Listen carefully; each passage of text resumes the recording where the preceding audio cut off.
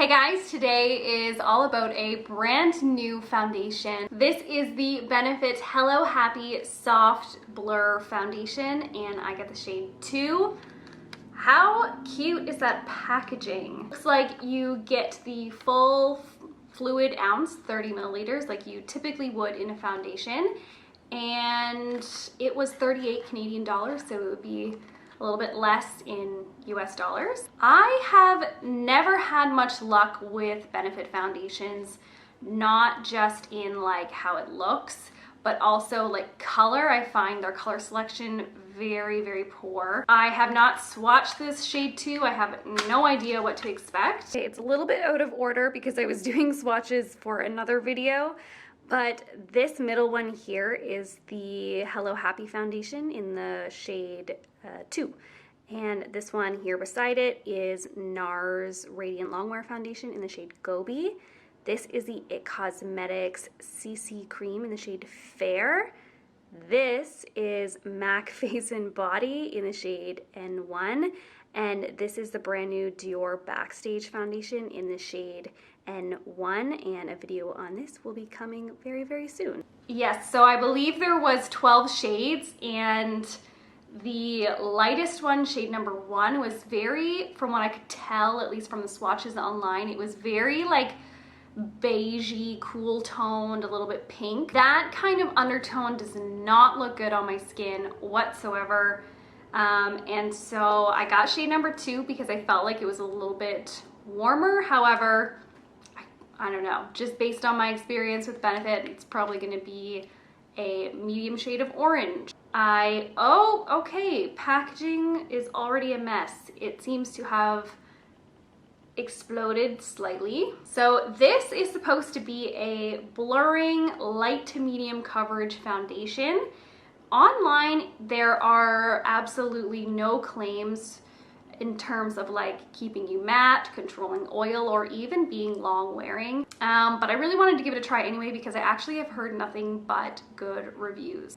It is kind of runny, but it's not like pure water. So I'm gonna take a little bit with a beauty blender. Oh, feels very thin on the face. I'm going to first zoom in, and I'm gonna take a beauty blender, well, Real Technique sponge, and see how that looks. I'm not wearing any primer or anything. I am wearing a little bit of moisturizer. I just use this Clean and Clear Dual Action Moisturizer. It has salicylic acid in it, so great for breakouts.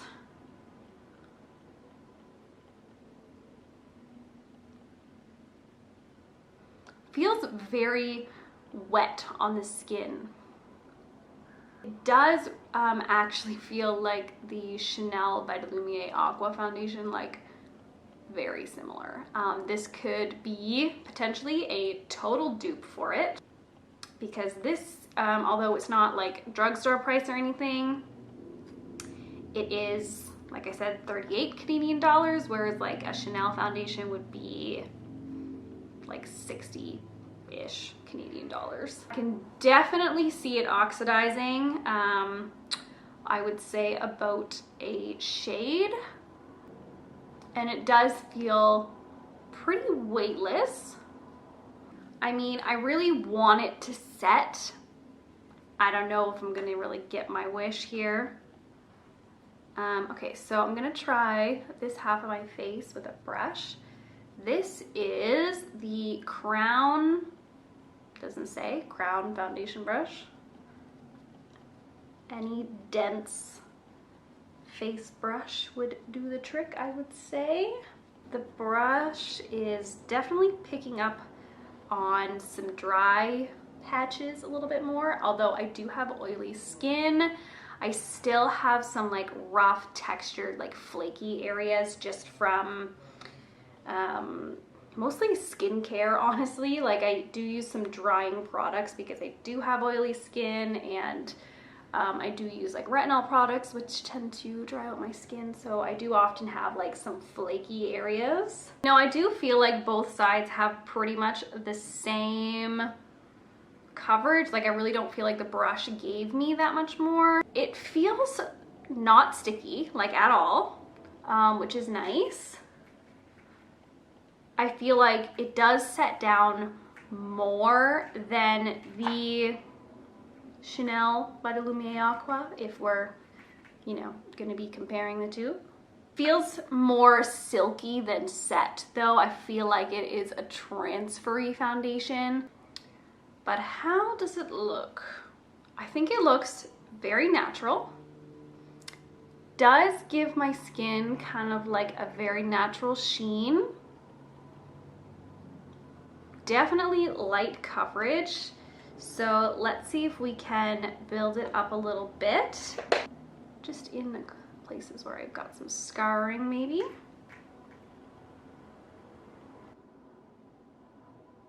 I do feel like that was able to build up a little bit. However, I really don't think you're gonna get much more than a light to medium coverage with this. The pigment just like isn't there. Do I think this is doing like amazing things for my pores? No, not really. I feel like it's blurring on my nose more than anywhere else. I'm gonna say right off the bat, if you have oily skin or you don't want your foundation to transfer, you're probably gonna wanna set this with a powder. I just feel like this would very easily come off otherwise. I mean, it's gorgeous. It looks like skin, you know, it feels very lightweight and cooling and nice.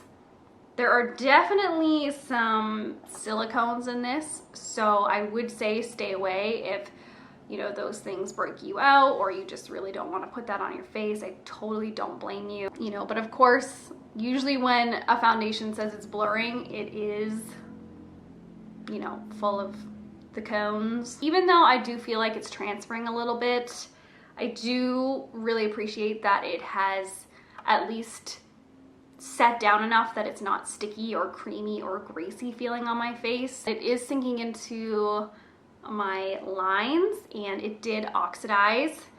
You may or may not be able to tell that my hand is quite a lot lighter. However, I think this shade 2, if you are MAC NC 15, almost 20, I think that this shade number 2 is probably your best bet. If you're more like an NW10, I would probably go with shade number 1. So I'm just gonna put a little bit of concealer on. This is the Clinique Beyond Perfecting Concealer in the shade Fair 02.